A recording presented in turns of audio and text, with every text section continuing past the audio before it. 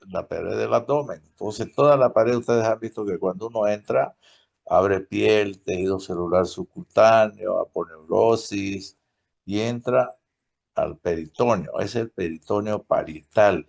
Es como la pintura interior de una pieza, eso que está prendido al tumbado y en las paredes, eso que reviste la pieza es la pintura. E igual el peritoneo parietal, el que reviste la pared del abdomen, ¿ya? Entonces, reviste la pared lateral, posterior, anterior, diafragma y la pelvis. La parte anterior y lateral está formada por la fascia transversalis. La cavidad se divide en cavidad peritoneal mayor y la transcavidad de los epiplones. Hay un solo lugar por donde se comunican esas dos cavidades. La transcavidad de los epiplones es lo que está detrás del estómago donde se encuentra alojado el páncreas, ¿ya? Y la cavidad abdominal es la que está donde están todas las vísceras, lo que nosotros entramos cuando operamos, ¿ya? Entonces, entre la cavidad abdominal y la transcavidad de los epiplones hay un orificio que está por detrás del hilio del hígado que se llama el hiato de Winslow. Es el único lugar por donde se comunica la transcavidad con la cavidad abdominal. El colon transverso, su mesocolon y el epíplon mayor dividen la cavidad en dos regiones, el compartimento supramesocólico y el inframesocólico. ¿Ya? Entonces hace una cavidad, un compartimento superior, que es la supramesocólico, lo que está por debajo, por arriba del mesocolon, y la inframesocólica, que está por debajo del mesocolon. Histológicamente, el peritoneo está formado por dos capas de células. Superficialmente está el mesotelio, ¿ya? Entonces, superficialmente, el mesotelio, que es una capa simple de células escamosas profundas de tejido conectivo lazo que contiene fibras elásticas, colágenos, grasas reticulares, macrófagos y eosinófilos, células cebadas, en donde hay una rica red capilares de linfática. Por eso cuando ustedes hablen de mesotelioma, van a ver que son tumores o del peritoneo o de la pleura, ya, donde hay mesotelio. La superficie del peritoneo es lisa, brillante, lubricada por un líquido peritoneal de 50 ml más o menos, que contiene células que son macrófagos, linfocitos y polimorfos nucleares. En tres cavidades hay líquido, ¿ya? Donde la víscera que la contiene esa cavidad se mueve, porque si no estuviera húmeda la víscera, se lesionaría, ¿no es cierto? Entonces, hay líquido en la pleura porque el pulmón se mueve, ¿no es cierto? Y ustedes cuando vean algún pulmón van a ver que el pulmón es húmedo. Entonces, para evitar que haya frote entre la pleura y el parénquima pulmonar, hay líquido. En otro lugar donde hay líquido es en el pericardio. El corazón se mueve también, está contenido en el pericardio. Entonces también el pericardio produce líquido para evitar que sus movimientos, el corazón se vaya a lesionar al frotar con el pericardio. Y en el abdomen también, porque las vísceras se mueven, ¿no es cierto? Entonces en esas tres cavidades hay líquido, ¿ya? Porque son vísceras móviles. La inervación del peritoneo parietal, nervios aferentes somáticos de los 6 últimos intercostales, muy sensible a toda clase de estímulos, da un dolor agudo y localizado, rigidez involuntaria, hipersensibilidad y rebote. Sin este tipo de inervación no podíamos hacer diagnóstico de abdomen agudo. Entonces ven, esto que está en rojito es el peritoneo visceral, fíjense que lo cubre el hígado. Esta parte del hígado no está cubierta por peritoneo. Este es el estómago, ya que está, aquí viene el epiplon gastrohepático y aquí viene el epiplon gastrocólico. Fíjense, viene el colon del hígado, ya. Todas las vísceras están cubiertas, ya. Todas las vísceras están cubiertas por el peritoneo visceral, incluso aquí la vejiga, y aquí está el fondo de saco de Douglas, y se va hacia arriba el peritoneo. Ya, todo eso que está de rojito es el peritoneo visceral. Y el peritoneo varietal es este que está aquí en la pared. ¿Ya? Y la transcavidad de los epiplones es acá donde está el páncreas. Esta es la transcavidad de los epiplones. ¿Ya? Y las vísceras, el peritoneo, mire, ese azulito es el peritoneo parietal que está en la pared. Y estos que recubren las vísceras, espérenme un ratito. Hola, hola, joven. ¿Ya llegó? Ya, ahorita salgo. Ya, ahorita salgo. Espérenme un ratito, joven. Ha llegado el delivery. Voy a recoger mi locro, ¿ya? No se vayan. Está bien, Ya, doctor. doctor.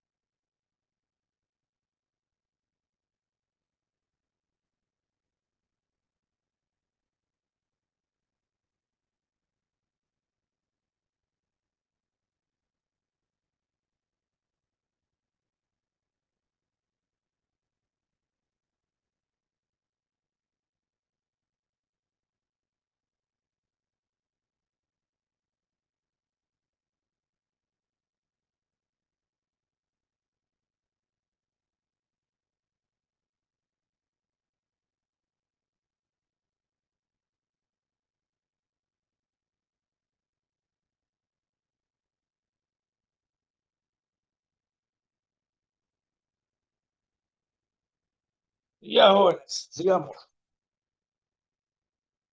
Están ahí, no se han ido, ¿no? Sí, doctor, estamos aquí. Ya, entonces, eso que azulito que hay, fíjense que es el peritoneo, que es una membrana, ¿no? Esto que está detrás del peritoneo son los órganos retroperitoneales.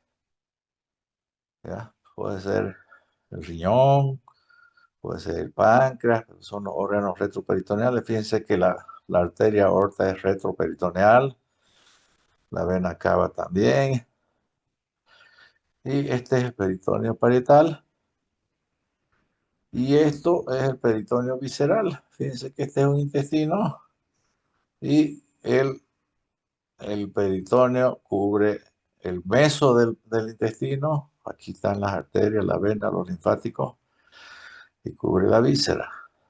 Entonces, así está el peritoneo distribuido en el abdomen, ¿ya? Entonces, esta es la cavidad peritoneal, ¿ya? Esto que está aquí adentro. Esto está lleno de víscera normalmente, el hígado acá, el vaso acá al otro lado y las asas intestinales aquí adentro. Entonces, el peritoneo visceral es insensible, ¿ya? Solo registra aumento de presión intraabdominal y aumento de presión de los tejidos. Este dolor es vago y sordo. Se localiza generalmente en la parte medial del abdomen, mediado por la inervación esplácnica. El peritoneo es en esencia una membrana permeable, constantemente secreta y absorbe líquido seroso, atraviesa, por la que atraviesa agua, electrolitos, sustancias tóxicas endógenas y exógenas. El peritoneo, mediante la exudación, la absorción de fagocitos y el bloqueo establecido por la formación de adherencias, se defiende de las agresiones. El peritoneo no es sensible, uno lo puede cortar, por ejemplo, y, y no duele. ¿A qué es lo que duele el peritoneo? A la dilatación y a las contracciones. Por eso es que el intestino duele, ¿no es cierto? Cuando se dilata o da ese tipo de dolor cólico violento cuando se contrae en la diarrea, por ejemplo, cuando uno está con diarrea, ¿no es cierto? Se contrae violentamente el intestino y que contrae pues el peritoneo también, ¿ya? Entonces duele cuando hay ese tipo de dolores, ya a la distensión y a la contracción. La exudación se establece gracias a la riquísima circulación sanguínea. Se produce vasodilatación acompañada de aumento de la permeabilidad con extravasación de plasma, elementos corpusculares de la sangre y coloides. La reabsorción y absorción se produce mayormente en el abdomen superior, sobre todo en la región diafragmática y en el delantal de los epiplones. Sigue luego el mesenterio, el peritoneo visceral y menos el peritoneo parietal.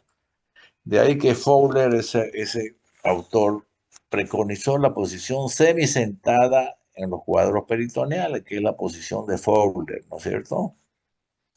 Las estructuras del abdomen están clasificadas como intraperitoneales y extraperitoneales, dependiendo si están o no cubiertas de peritoneo visceral y tienen mesenterio, ¿ya? Ese proceso de exudación que tiene el peritoneo, de exudación y de absorción, le permite hacer diálisis peritoneales, ¿ya? Ustedes saben que cuando hay un paciente con insuficiencia renal se sube la urea y la creatinina, cuando hay algún envenenamiento, algunas sustancias o cuando hay hiperhidratación, uno puede utilizar el peritoneo o hacer la diálisis, la hemodiálisis a través de las venas, ¿no? Entonces el peritoneo también cumple esa función, ya se llama diálisis peritoneal. Entonces aquí, por ejemplo, hay una sustancia que es la sustancia dializadora. Se pone un catéter, se llama catéter de Tenkov en el abdomen, que es un catéter multiperforado. Entonces hay una sustancia especial que se le conecta por ese paciente, ese catéter se queda un buen tiempo ahí para poder usarlo el peritoneo, cuando no se pueden usar las venas para hacer hemodiálisis. Entonces se pasa la sudoración dializadora, se la deja 2, 3 horas aquí adentro, se producen los intercambios en estas sustancias, se absorbe la urea y la creatinina de los vasos peritoneales y después se cierra acá y se vacía todo ese líquido que se había metido y la urea y la creatinina bajan en la sangre del paciente. Ya esto se llama diálisis peritoneal, aprovechando la actividad que tiene el peritoneo de secreción y absorción de líquidos, electrolitos y otras sustancias como la urea y la creatinina. Hay estructuras intraperitoneales como el estómago, el hígado, la porción superior del duodeno. No todo el duodeno es o intraperitoneal o extraperitoneal. Una parte es intraperitoneal y otra parte es extraperitoneal. El yeyuno es intraperitoneal, el hilo en el apéndice, el vaso, el colon transverso, el colon sigmoide. En la mujer es el útero y las trompas de falopio. Las estructuras extraperitoneales están divididas a través de las fascias renales, pararrenal anterior, perirrenal y pararrenal posterior. Hay la zona desnuda, yo le dije, fíjense que esta parte del hígado no está cubierta por peritoneo. Esa es la zona desnuda del hígado, es extraperitoneal. La vesícula es extraperitoneal, está cubierta por el peritoneo, pero no está cubierta completamente. Entonces también es una zona desnuda. Conductos biliares, ya cuando uno va a entrar a los conductos biliares tiene que abrir el peritoneo ya para entrar al conducto biliar. Parte del tracto intestinal, parte del duodeno, el páncreas retroperitoneal, el colon ascendente retroperitoneal, el colon descendente también. El recto está fuera del peritoneo. Los principales vasos sanguíneos son extraperitoneales como la aorta, la vena cava inferior, las glándulas suprarrenales, los riñones, los uréteres, la vejiga y los ovarios. Entonces, ahí en el peritoneo se forman espacios, ¿ya? Después vamos a ver los abscesos sufrénicos. El espacio sufrénico derecho es el espacio que hay entre el hígado y el diafragma. El sufránico izquierdo es el que está por debajo del diafragma, entre el vaso. Entonces hay varios espacios que se forman ahí en esta gran cavidad que es la cavidad abdominal, ¿ya? Hay el perito cólico derecho, el perito cólico izquierdo, abajo hay el espacio de Douglas, entonces hay varios espacios, los espacios interasa, ¿ya? Gracias al peritoneo, ¿ya? Circunstancias que se altera la absorción del peritoneo, el aumento de la presión intraabdominal la favorece, ¿ya?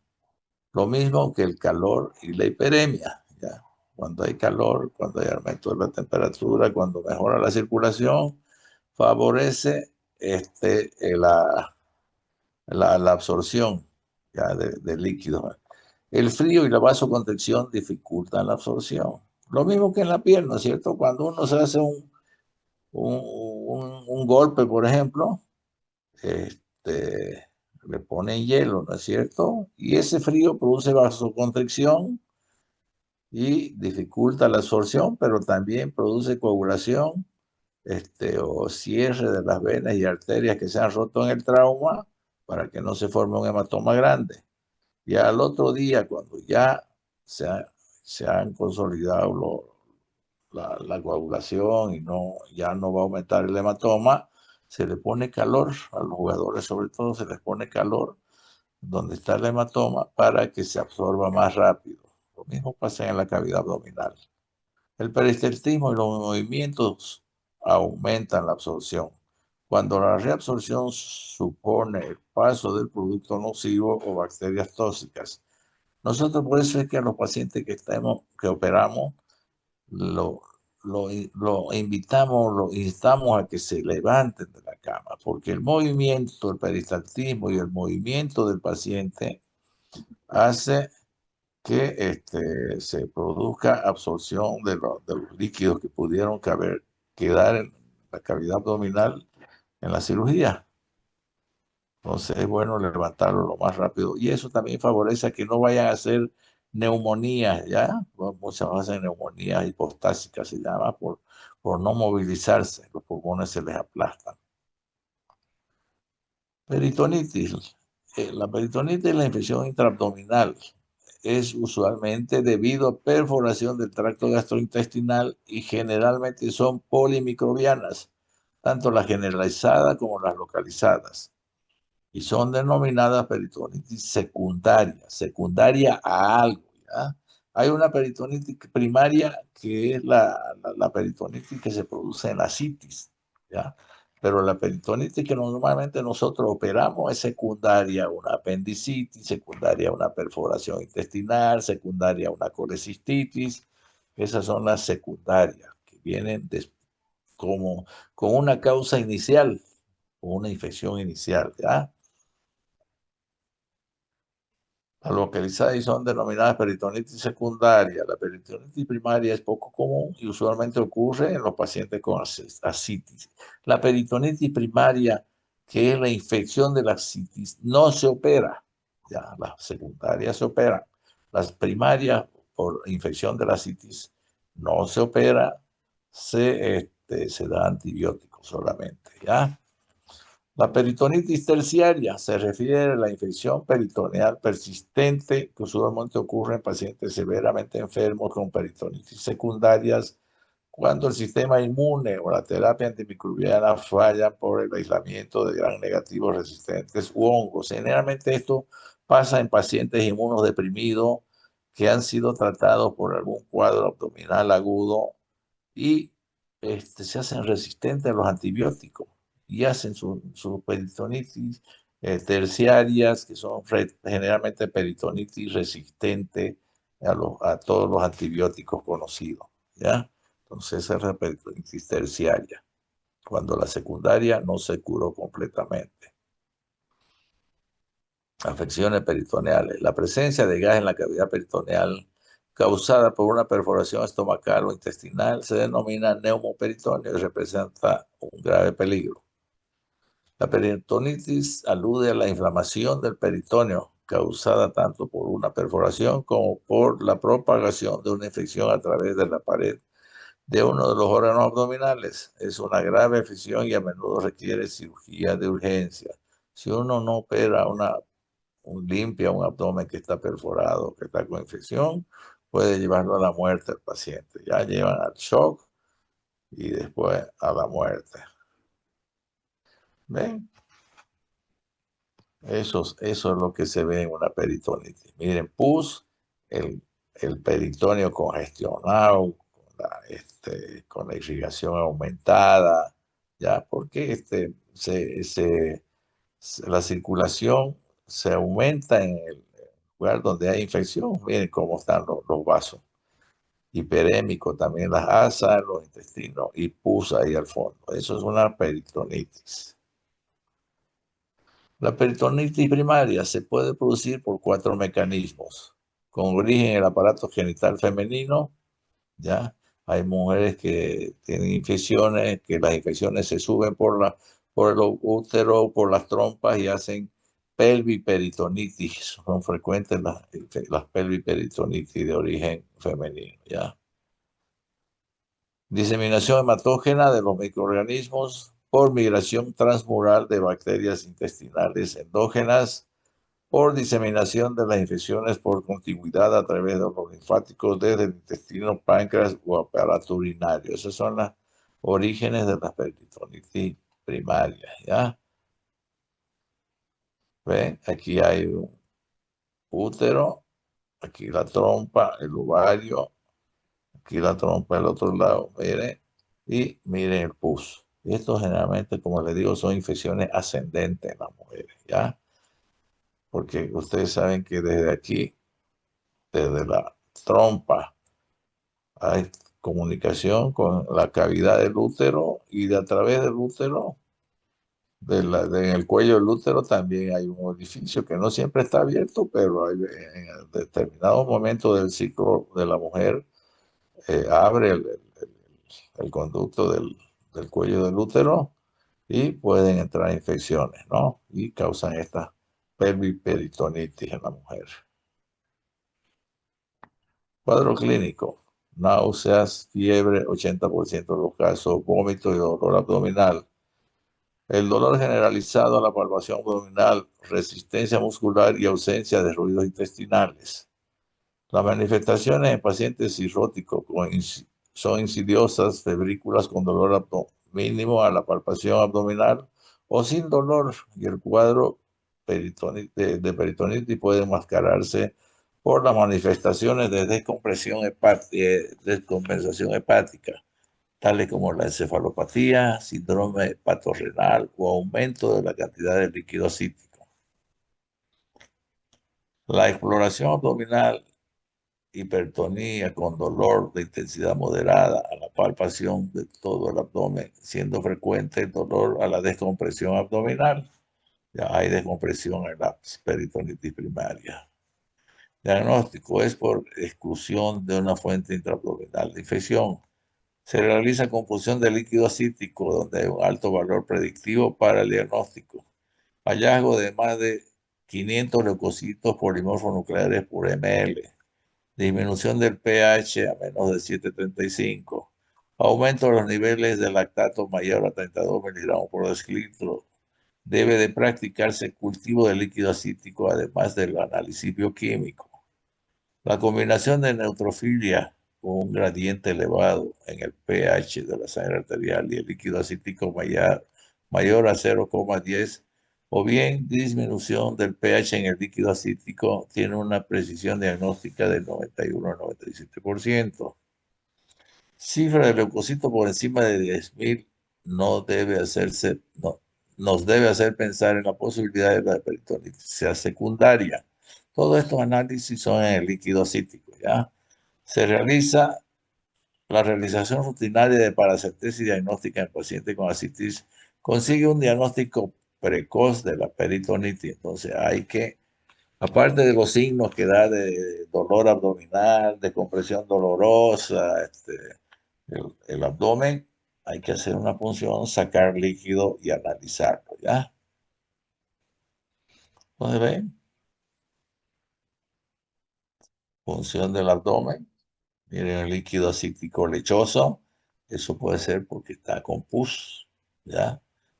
El líquido acítico es citrino, transparente, ¿ya? Como el agua, ¿ya? Y esto puede ser porque hay alguna infección, ¿ya? Pronóstico, mortalidad de entre el 20 al 40% por la peritonitis primaria en sí. Aumenta de manera global por la situación de la propia enfermedad causal de la peritonitis. Los pacientes cirróticos con peritonitis han mejorado su pronóstico en los últimos años por dos causas. Es mejor conocida y se hace, por tanto, un diagnóstico más precoz y por los antibióticos más eficaces. Los pacientes con peor pronóstico tienen insuficiencia renal, hipoalbuminemia severa, encefalopatía y hemorragia digestiva. Esos son más, le da una peritonitis y generalmente es letal para los pacientes que están en mal estado. Tratamiento dirigido a la gente aislado. El tratamiento empírico cubrirá bacilos aerobios gram negativos y cocos gram positivos, con cefalosporina de tercera generación, como la cefotaxima o ceftriaxona. Infecciones por Staphylococcus aureus, la cloxacilina o cefazolina. Cuando sean bacteroides o polimicrobianas, antimicrobianos contra bacteroides frágiles y otros anaerobios como el metronidazol o la clindamicina, estas dos son para anaerobios. Una alternativa puede ser la ofloxacina oral, 400 miligramos cada 12 horas, o endovenoso, 200 cada 12 horas. Mayoría, mayoría clínica con declinación en mejoría clínica con declinación en recuento de leucocitos de líquido acítico tras 24 a 48 horas del tratamiento antimicrobiano. Mejora los leucocitos en líquido acítico, ¿no? Si está mejorando el paciente. Ausencia de respuesta clínica o persistencia de un recuento elevado de leucocitos en el líquido acítico debe conducir a la consideración de otro diagnóstico. El tratamiento antimicrobiano debe continuarse durante 10 a 14 días según la evolución clínica. La recidiva es variable, 23% a los 6 meses, 39% al año, 54% a los 2 años. En estos casos se aconseja el empleo de norfloxacina 400 miligramos al día vía oral, disminuyendo a un 20 a 30% las recidivas. Una peritonitis generalizada, cómo está el líquido adentro, lleno de líquido amarillento. Posiblemente esto sea perforación del intestino porque tiene, miren, un aspecto fecaloide, un aspecto bilioso, entonces posiblemente sea por una perforación intestinal.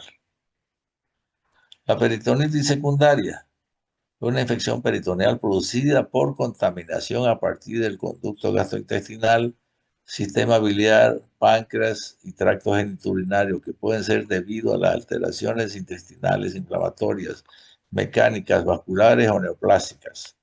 Se encuentran anaerobios en un 39%, aerobios en un 46%. En general son polimicrobianas en un 94%. Por eso es que siempre hay que dar antibióticos para gram positivo, para gram negativo y anaerobio, ¿no? Un esquema triple.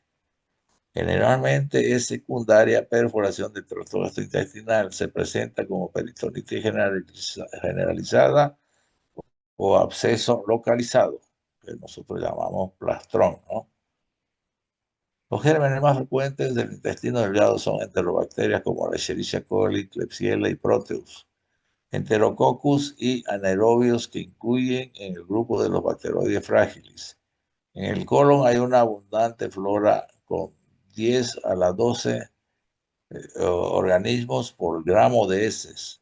y predominan los anaerobios del grupo Bacteroides fragilis y Eubacterium especie.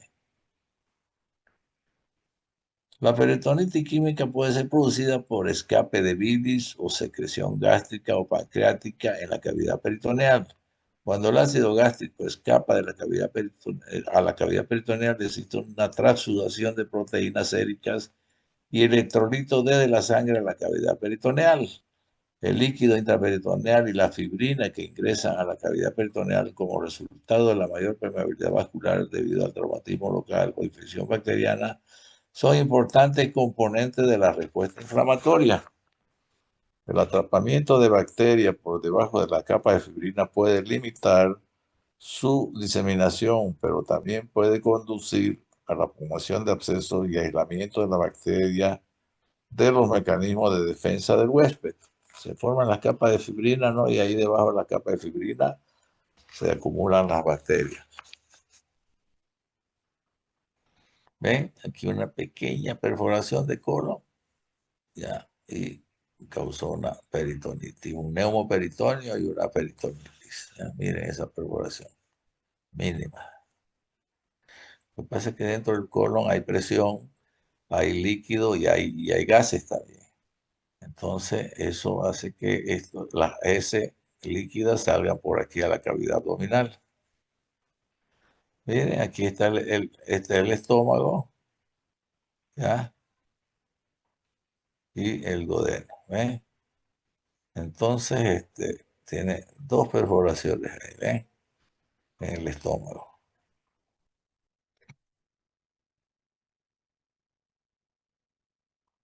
En los sitios de irritación hay infiltración de líquidos, tiene un contenido proteico elevado y muchas células granulocitos. El exudado tiene fibrinógeno que se polimeriza y se forman placas de exudado fibrinoso sobre la superficie peritoneal inflamada. Este exudado se pega al intestino, mesenterio y epicón adyacente. Si las defensas peritoneales controlan el proceso inflamatorio, la enfermedad puede resolverse de forma espontánea. Un segundo resultado es un absceso confinado y una tercera evolución aparece cuando los mecanismos de defensa peritoneales y sistémicos son incapaces de localizar la inflamación, lo que luego progresa hasta la peritonitis difusa o generalizada. Existe una respuesta sistémica con afectación multivisceral, digestiva, lesiones agudas de la mucosa gastroduodenal, renal, fracaso renal agudo, oligoruria o anuria, pulmones, síndrome de distrés respiratorio del adulto, hemodinámica, shock séptico y metabólicas con gran hipercatabolismo proteico. Entonces, miren el desastre que puede causar en el organismo la infección en la cavidad peritoneal.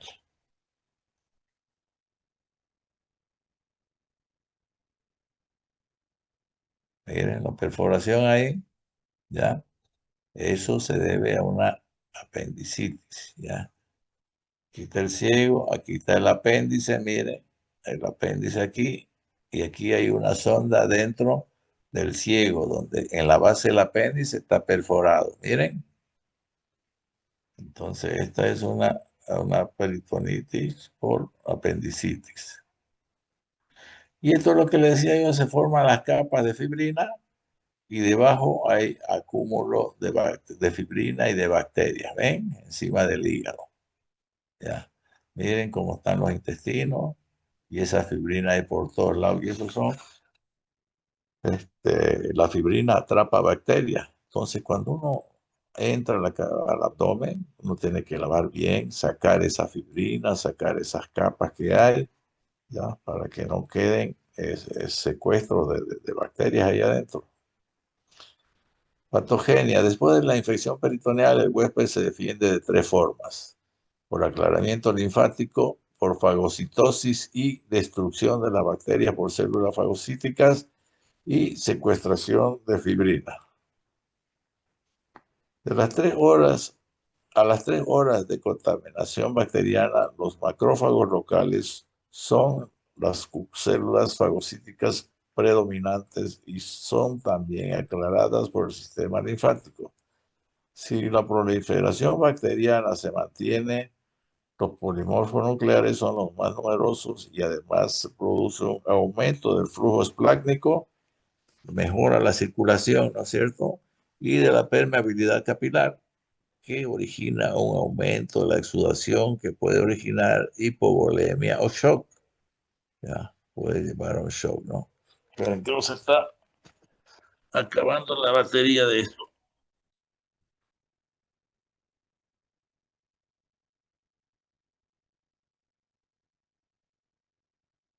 Ya, clínica.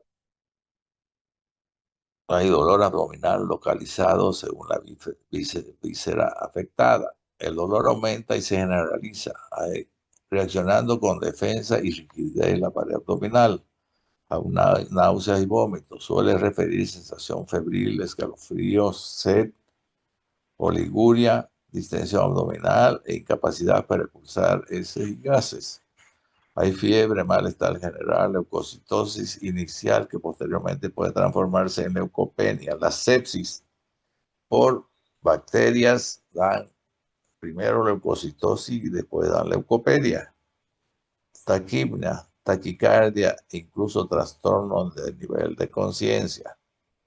El dolor a la descompresión, tanto directo como referido, significa irritación del peritoneo parietal.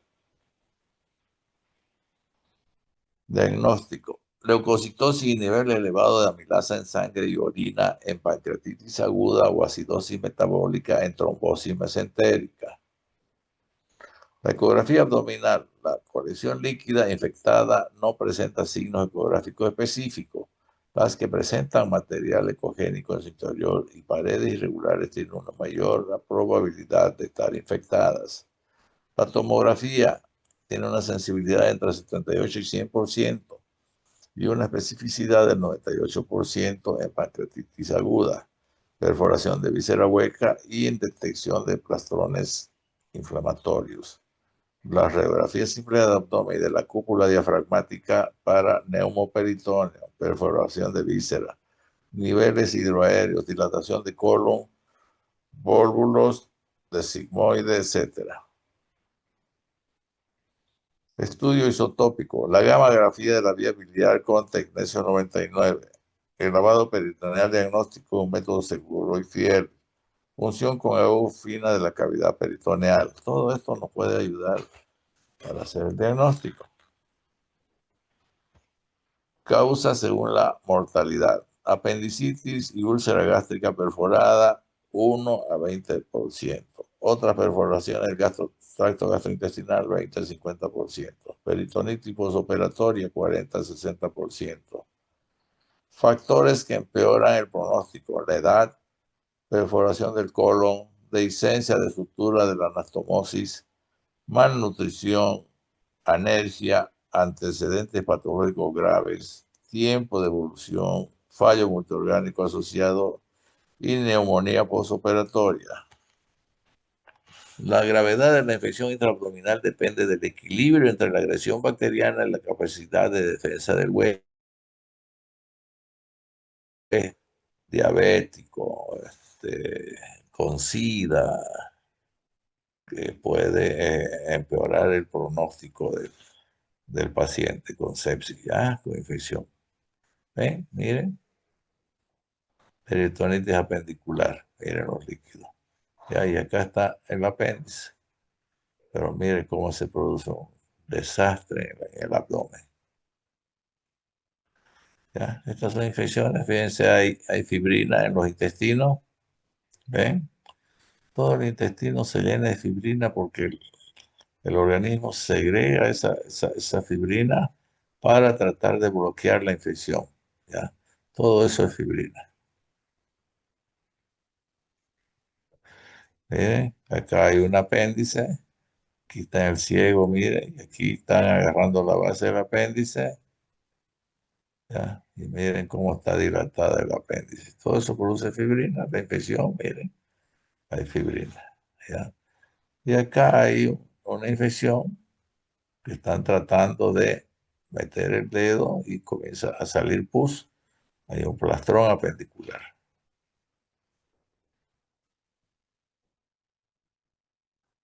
Tratamiento. Una vez establecido el diagnóstico de peritonitis secundaria, se siguen los siguientes pasos. Reanimación. ¿Qué significa reanimación? Agarrar una vena, funcionar una vena, hidratarlo al paciente, ya, hidratarlo al paciente.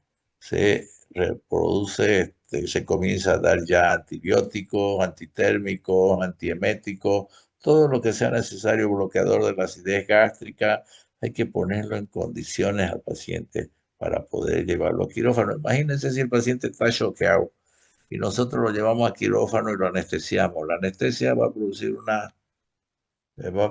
una aumento de la vasodilatación periférica y el shock le va a producir un paro cardíaco al paciente y se nos va a morir ahí por la anestesia. Entonces hay que ponerlo en condiciones para entrar al quirófano. Ya se inicia antibiótico, se inicia ya esto ya es en cirugía, eliminación de las fuentes de contaminación, reducir el inóculo bacteriano, soporte metabólico adecuado. Ya esto es que en cirugía y después de cirugía. ¿Ya? Reanimación. Hipovolemia por pasaje a tercer espacio. Entonces el paciente está con hipovolemia, entonces hay que hidratarlo. La rapidez de la reanimación depende del grado de hipovolemia y el estado fisiológico del paciente. Si se requiere una operación inmediata, la reposición preoperatoria del fluido debe ser rápida, corta y rápida. Insertar un catéter para una sonda vesical para controlar la diuresis, porque nosotros a través de la diuresis vamos a controlar si el paciente está hidratado o no está hidratado. Pacientes con shock séptico franco, edad avanzada, con insuficiencia cardíaca, pulmonar o renal, realizar monitoreo invasivo arterial periférico y cardíaco central con catéter, oxígeno suplementario y en circunstancias extremas, intubación traqueal ventilatoria mecánica. Para prevenir la ulceración gástrica por estrés, usar agentes antiácidos como los bloqueadores H2. Tratamiento antimicrobiano. Los objetivos son reducir y hacer posible eliminar el inóculo bacteriano residual postoperatorio, evitar o tratar la bacteriemia, eliminar la contaminación residual una vez el cirujano ha evacuado el pus y prevenir la formación de abscesos. Cuando uno está con toda esa infección dentro del abdomen, uno tiene que resolver cuál es el problema, si hay perforación sutural, si es apendicitis hay que sacarle el apéndice, si es un absceso hay que drenarlo el absceso y después se lava con abundante suero fisiológico, ¿ya? Se lava y se lava y se lava la cavidad hasta que el suero sale clarito. Debe iniciarse tan pronto se diagnostique la infección, la lesión es empíricamente la antibiótico terapia, ¿no? Inicialmente se hace empíricamente. Como no tenemos cultivo, el cultivo demora 3 días. Ahí en el quirófano, ya en la cavidad abdominal, ya uno aspira líquido y manda inmediatamente a cultivo. El cultivo demora 3 días, pero mientras tanto uno le da empíricamente antibióticos para gran positivo, para gran negativo y para anaerobio. ¿Ya? La infección polimicrobiana, que es 59-67% de los casos, y la infección por gérmenes aerobios y anaerobios, el 76%. Hay Escherichia coli, que es un germen intestinal, y Bacteroides frágil, que es un germen gran negativo. No, pero la Escherichia coli es gran negativa y el Bacteroides frágil es anaerobio. Los gérmenes más representativos causales de peritonitis. Los anaerobios suelen estar presentes en un 13% y los aerobios solo en un 11%. Los gérmenes gram positivos predominantes fueron los Enterococcus y los Streptococcus o no Enterococcus. Tratamiento quirúrgico en los siguientes casos: cultivo de líquido acítico que muestra flora aeróbica y anaeróbica. Ya yo les decía, las ascitis no se operan, pero si hay flora anaeróbicos o aeróbicos, significa que es una peritonitis secundaria, generalmente por infección de apéndice, por perforación intestinal, por cualquier cosa. Ya no es primaria, es secundaria. Salida o fuga de contraste fuera de la luz intestinal. Si el aire libre en rayos X simple de abdomen, que significa perforación de asa, ¿no es cierto? Si el paciente no mejora con tratamiento médico y persiste una alta sospecha de que sea secundaria. Tener en cuenta en el manejo quirúrgico, eliminar la fuente de contaminación bacteriana, reducir el grado de contaminación bacteriana de la cavidad peritoneal y prevenir la infección recurrente. Por eso le digo, hay que lavar bien, ¿ya?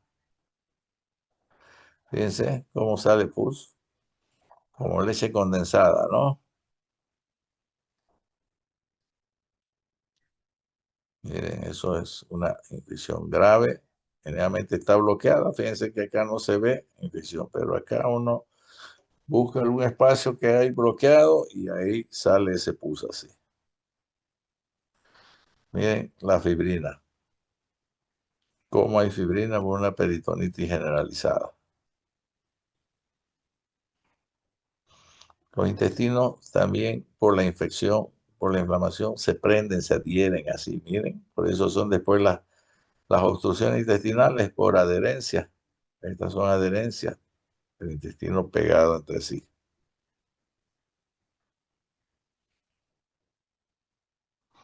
Peritonitis adquirida en el hospital y secundaria severa. Pacientes con edad avanzada, inmunodeprimidos, desnutridos o de debilitamiento grave, se puede dar el imipenem con cilastatina, excepto en los alérgicos a la penicilina. Como alternativa, metronidazol o clindamicina. Hongos de infecciones intraabdominales es la cándida, se da anfotericina B o fluconazol. En pacientes no neutropénicos se da anfotericina B o fluconazol. La duración de la antibiótico-terapia está determinada por las circunstancias clínicas, por cómo va el paciente. Manejo quirúrgico. El control quirúrgico del órgano infectante. Primera, control de la fuente de contaminación mediante cierre de la perforación, resección de la víscera perforada, exclusión de la cavidad peritoneal de los órganos afectados, reducir el inóculo bacteriano, barrido, debridamiento de fibrina y sangre, material necrótico, irrigación copiosa de la cavidad peritoneal. Agregado de antibiótico o antiséptico a la solución. Algunos lavan al suero con el que se lava el abdomen, le ponen algunos antibióticos, entonces ya es una solución con antibióticos, ya para lavar la cavidad abdominal. Lavados postoperatorios. A veces se dejan drenajes, sondas, donde uno puede irrigar la cavidad abdominal con suero, con antibióticos. Entonces eso se llama lavado postoperatorio. La parotomía, eliminar material necrótico y drenar absceso. Cierre de la herida con malla protésica o dispositivos tipo zipper o previenen la hipertensión abdominal. Ya se puede poner en pacientes con peritonitis, se lava y se deja la bolsa de Bogotá ahí para lavarlo en 2 o 3 días de nuevo al paciente y no cerrarlo a la fuerza porque han visto ustedes que los intestinos están edematizados, ocupan gran espacio en la cavidad abdominal. Entonces se deja esa malla de contención ahí para lavarlo en 2 o 3 días nuevamente. Ya no cuesta salir, sacar la malla, pues está prendida con unos puntitos nomás hacia la aponeurosis. No dañamos la aponeurosis ni producimos una hipertensión abdominal en el paciente que le cause dificultad respiratoria. Ya, esa es la malla de Bogotá, bolsa de Bogotá se llama. Mire, la bolsa de Bogotá, mire, está con una ileostomía y con una bolsa de Bogotá para lavarlo en pocos días. La peritonitis terciaria es una peritonitis difusa, persistente, usualmente después del tratamiento inicial de la peritonitis secundaria, por falla en la respuesta del huésped con una sobreinfección. Cuadro clínico: fiebre de bajo grado, leucocitosis, gasto cardíaco elevado y baja resistencia vascular sistémica. Metabolismo celular elevado. Disminución de una disfunción de un sistema de órganos o más de uno es un rasgo frecuente. Diagnóstico: cultivo. Se encuentran bacterias anaerobias aerobias gran negativa, de gran virulencia, como pseudomonas y serratias, de gran resistencia a los antibióticos. Microorganismos de baja virulencia, como Staphylococcus epidermidis, enterococos y cándida resistentes a la antibioticoterapia inicial. Tratamiento se da vancomicina, esto es para anaerobios, y anfotericina B, que es para los hongos, para las cándidas, ¿ya? Listo, jóvenes. Ya vayan a dormir ahora. Estudien, ya está cerca el examen, es el 26, ¿no? Y ahora ya es 16. A 10 días Cierto. estamos. A 10 días 10 estamos. días también. ¿Ya? Así que estudien.